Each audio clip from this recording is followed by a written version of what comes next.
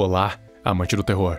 Imagina você aí, você tá num mundo normal, onde as pessoas estão indo pro trabalho, outras pras escolas, e mais importante pro tema desse vídeo aqui, pra praia.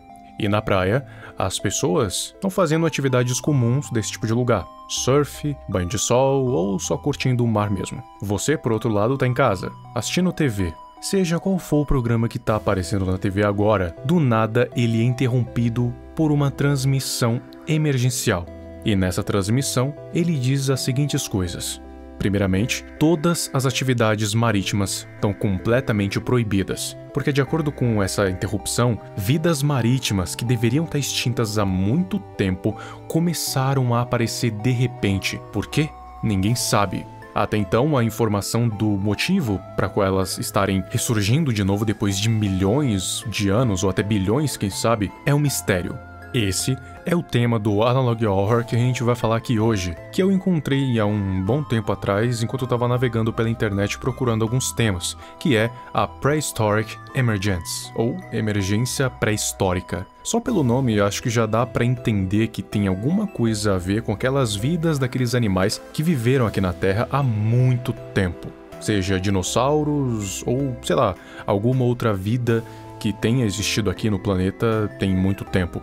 E por ser um analog horror, dá a entender que vai ser uma obra de terror baseada em vidas pré-históricas. E pelo que eu acabei de falar aqui agora há pouco, essas vidas pré-históricas voltaram de algum modo que até então não se sabe para atormentar a vida dos humanos. E não só a dos humanos, mas como a de todos os animais e todos os outros seres atuais que não estão acostumados com esse tipo de criatura que viveu há muito tempo atrás em outro tipo de ecossistema. Então vem comigo que eu vou te mostrar do que se trata esse analog horror. Bom, basicamente foi isso aí que eu disse. Do nada, um broadcast de TV com uma voz robótica estava dizendo que atividades marítimas estavam estritamente proibidas. E é nesse momento que você pergunta por quê?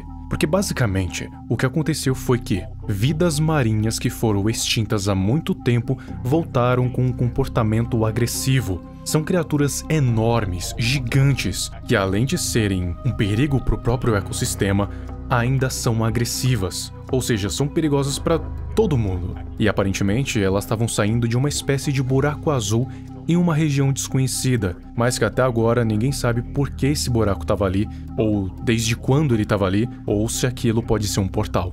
Os seres que voltaram foram os seguintes: o Mosasauro, o Dunkleosteus e o Megalodon. A voz dá descrições específicas de cada um. Primeiro eu vou falar mais detalhadamente o que ele falou do Mosasauro, depois eu vou resumir os outros dois. Este pesadelo marinho é considerado como um lagarto colossal e monstruoso. É equipado com uma boca cheia de dentes afiados, capazes de rasgar pele e ossos facilmente. O Mosasauro vai devorar qualquer coisa, incluindo humanos. Esse comportamento coloca em risco o ecossistema e várias espécies. O Mosasauro consegue crescer até 15 metros. Este tamanho o faz ser perfeitamente identificável na água. Um ser humano consegue nadar de 11 até 16 km por hora. Já o Mosasauro consegue até 48 km por hora. O Mosasauro foi visto em uma vasta área de climas oceânicos, indo desde oceanos tropicais até polares. Foi reportado que tem uma população essencialmente grande de mosasauros no Oceano Atlântico. No mais, várias instâncias de mosasauro foram vistas destruindo pequenos barcos e devorando os passageiros. Cuidado, porque os mosasauros tendem a colocar a cabeça para fora da água para escanear os arredores. Se você vê isso, saia da área imediatamente. Basicamente, essa foi a descrição do Mosasauro, que diz com detalhes o quão perigoso ele é e o quão é importante você evitá-los. Mas digamos que o Mosasauro é o menos perigoso dos três. E agora eu vou resumir os outros dois. A cabeça de Dunkleosteus é tipo uma armadura natural, que é quase indestrutível, fora que por dentro ou por fora tem uma carapaça óssea, que balas normais não penetram, só arpões ou balas em alta velocidade. Ou seja, não dá para simplesmente atirar balas normais em um Dunkleosteus. Você precisa de muito poder de fogo ou de um arpão mega potente que atravesse essa carapaça. A força de mordida de um Dunkleosteus é de 6.000 PSI. É 3 vezes maior que a de um crocodilo. E para você fugir de um desses não tem muito o que fazer, é só evitar contato. E por fim a gente tem o Megalodon. O Megalodon é meio que a versão primordial do tubarão branco. A voz descreve ele como um predador supremo que tem uma fome tão insaciável que é responsável por semi-extinções de populações marinhas, porque ele come 1.113 kg de comida por dia. Toda essa quantidade de comida não é suportada pela vida oceânica atual, então foi registrada uma queda brusca em todas as vidas que existem no oceano. Um megalodon mede cerca de 18 metros de comprimento e tem dentes que medem 17 centímetros. O mais interessante é que essa voz diz que, especialmente os megalodons, têm que ser exterminados, porque eles colocam a vida oceânica em risco. Fora que também tem outras coisas, como a economia e a estrutura básica de um país. Muitos dos recursos vêm do oceano, então o megalodon representa um risco de todas as formas. E ele deixa uma frase final também. Agora, o oceano não está mais no nosso controle.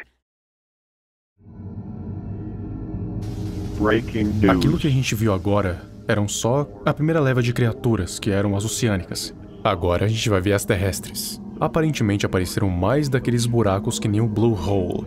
Só que agora não só no oceano, mas também na Terra. E a primeira criatura que é citada nesse Analog Horror é a Megalania. A Megalania é um réptil gigantesco que é relativo ao dragão de Komodo, como se fosse o seu ancestral. Ele pesaria 45 quilos, e o broadcast fala para você evitar áreas que têm muitas florestas, principalmente aquelas mais densas, porque ele pode estar pelos arredores. E se ele te ver, não vai acabar nada bem para você, já que eles são muito rápidos e muito mais fortes. E se eles são relativos ao dragão de Komodo, possivelmente são venenosos. Só que, apesar deles serem mais comuns de serem vistos em florestas, já teve alguns casos de avistamentos em cidades. E não só em cidades pequenas do interior, não, cidades grandes. Então, de qualquer jeito, é melhor ficar em casa, porque sair na rua é um risco constante. A segunda criatura pré-histórica que foi citada foi o mamute lanoso, que é um mamute que foi extinto há muito tempo. Quer dizer, todos os mamutes foram, mas esse em especial apareceu. Eles teriam aparecido lá pelas regiões norte, e não foram vistos em outras regiões além de lá. Eles seriam 4 vezes mais pesados do que carros, mas apesar do tamanho e da ferocidade, eles não são considerados perigosos.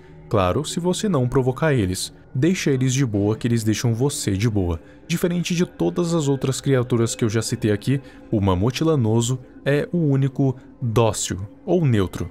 Mas mesmo assim, se ele for visto, é melhor não interagir. Eles não são tão dóceis quanto elefantes. Só que mesmo assim, você sabe como o ser humano é, né? Tenta tirar vantagem de tudo que é coisa, até mesmo de animais pré-históricos que surgiram de um jeito totalmente misterioso. Algumas pessoas pegaram esses mamutes, conseguiram domar esses mamutes e colocar eles em zoológicos. E claro que os zoológicos que conseguiram capturar esses mamutes e colocar eles em cativeiro estão faturando em muito. E a entrada, acredite, é bem salgada. Até porque é um mamute pré-histórico extinto há muito tempo. Mas agora, voltando um pouco para a vida marítima, eu falei agora há pouco que os megalodons estavam sendo responsáveis por danificar o ecossistema, trazendo bastante baixas para todas as vidas marinhas. Só que agora parece que tem alguma coisa caçando os megalodons, que seria de igual tamanho ou até maior e poderoso o suficiente para destroçar o megalodon, que é o Leviatã. O nome é bem familiar, mas o nome é esse, Leviatã. Mas não, a sua presa principal não são os megalodons, até porque eles também são predadores. Os seus alvos principais, as suas presas, são as baleias. Só que se algum megalodon entrar no seu caminho, óbvio ele vai se defender. E, para isso, vai destruir o megalodon. Ele tem uma clara vantagem de tamanho e de dentes. O lockdown aconteceu lá pela Colômbia e pela Índia com o objetivo de proteger os cidadãos, porque alguns relatórios disseram que cobras perigosas estavam começando a surgir por essas regiões. E essas cobras, claro, não seriam comuns, elas seriam pré-históricas. E para você ter uma noção, O governo até mesmo baniu atividades em lagos, porque essas cobras tenderiam a aparecer mais comumente por lá. E uma delas é uma clássica, a Titanoboa, que é só a maior cobra já registrada na história. E a principal forma de ataque dela é se enrolando no alvo e esmagando ele com uma força de 400 PSI, que, para você ter uma noção, é capaz de destroçar um crocodilo. Enfim, animais pré-históricos estão aparecendo em vários lugares do mundo, seja em terra, seja em mar, principalmente lá pela Ásia, pela Austrália, enfim. E essas vidas pré-históricas estariam surgindo de buracos misteriosos por todo o mundo. E um desses em específico soltou um barulho bem estranho. O que quer que esteja causando esses eventos desses animais saindo desses buracos do mundo pode ser muito pior do que a gente imagina. E aconteça o que acontecer, o mundo vai estar mudado para sempre.